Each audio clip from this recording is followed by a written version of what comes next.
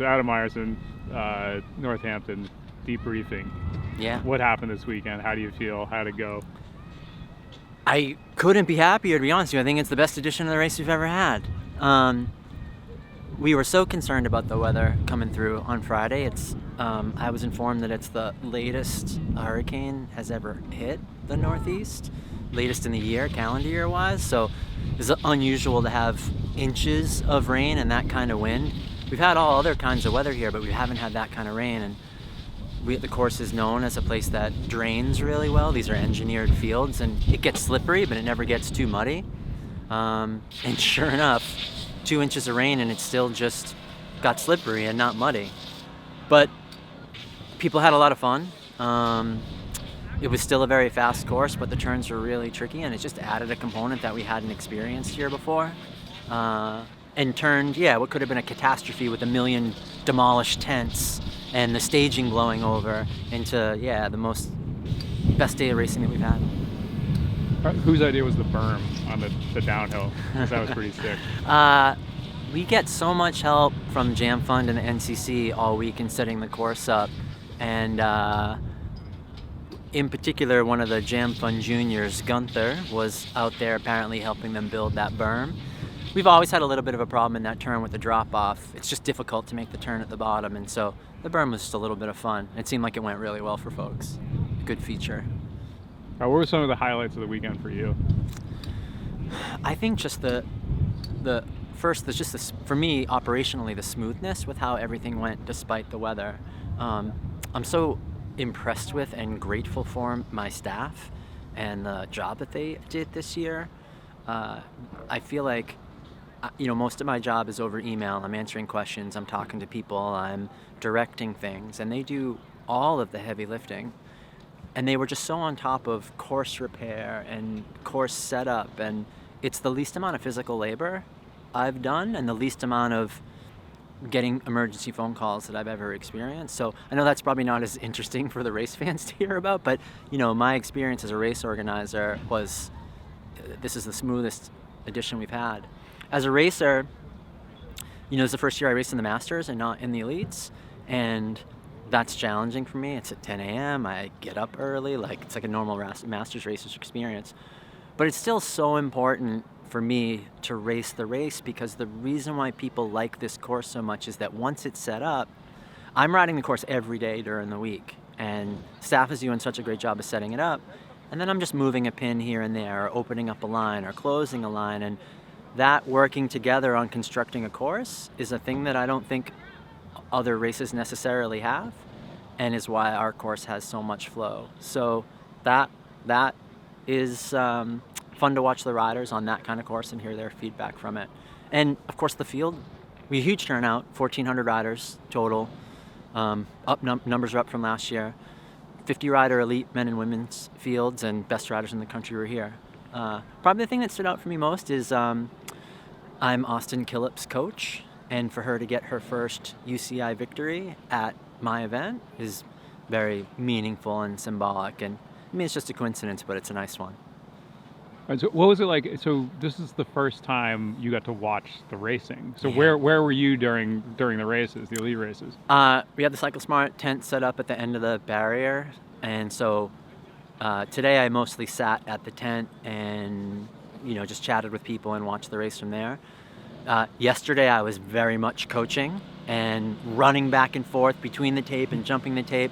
I had Jenna Lingwood here, who's an athlete that I coach as well, and today Taylor Cook-White's here. So I had 3 elite women in that elite women's race, and I'm just sprinting back and forth between sections, coaching quietly, tips as much as I can. And I know both Austin and Jenna yesterday really appreciated that and made a difference for them in their races. So that was what I did yesterday. It's great to get to watch the race though.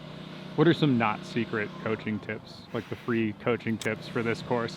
Well, one I put on my Instagram a couple days ago about, cross in general, but Northampton especially, is not a steady effort. Northampton is about big accelerations out of the corners, like a criterium, sprinting out of the turns, and then knowing when to stop pedaling to be able to roll the turns here, rest a little bit before the turns, pick the correct entrance speed.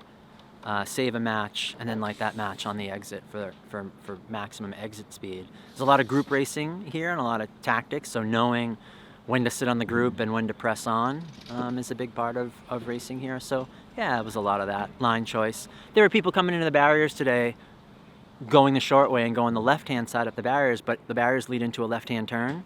So you needed to go over the barriers on the right side. So you exited the barriers, set up for the left-hand turn, and I just watched a lot of riders just come to a stop at the U-turn because they set up on the wrong side of the barriers.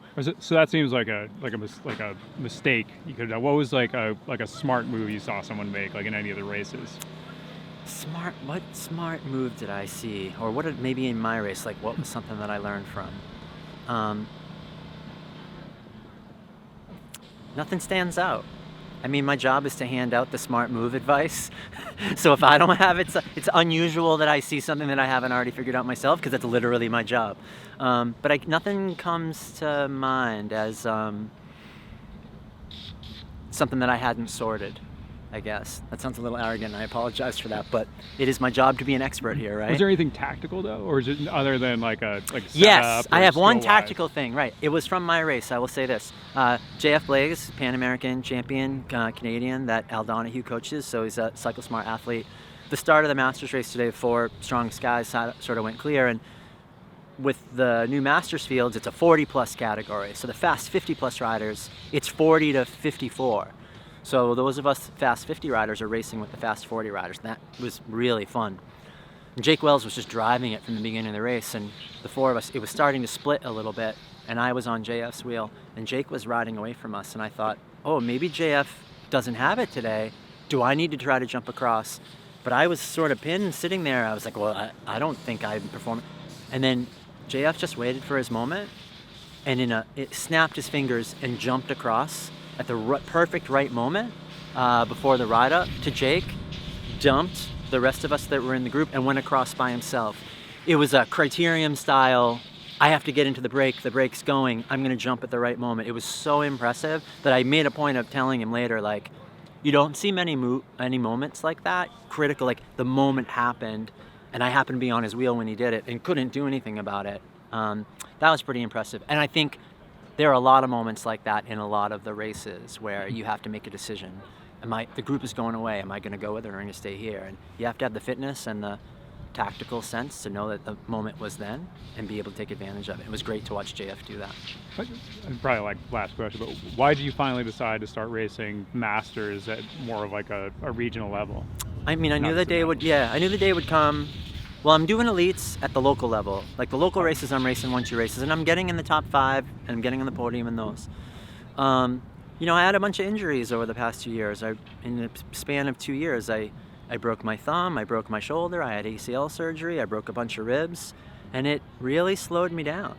And even though I won the Pan Am Championships last year, I didn't have it at Nationals, and I thought I was healed, and I wasn't. I mean, I still could barely pull on the bars hard without pain. So over the course of this and so last year I said, this is it. I'm 50 and I'm injured, and I'm not enjoying just trying to make the lead lap. And I was a pro for a long time. I don't have to keep doing that. It's hard because the guys that I'm racing with in the local races are young, and we're peers in the local races. They have to try to make the lead lap, but I don't have to do that anymore. This year I'm riding much, much better. And I am healed, and I've been able to do the work, and I think I had an idea that maybe I could get back out there and try to finish on the lead lap, but I caught myself. I don't need to go back to that, and the local races are enough of a challenge. And look, I didn't win the Masters race either day, so I have no business in the elites anymore. Yeah, it's fine. It feels good not to be out there. It's nice to be able to watch the race. It's nice to be able to coach my athletes who are racing. Anything else? No, thanks. Yeah. Thanks, Northampton. It's always a lot.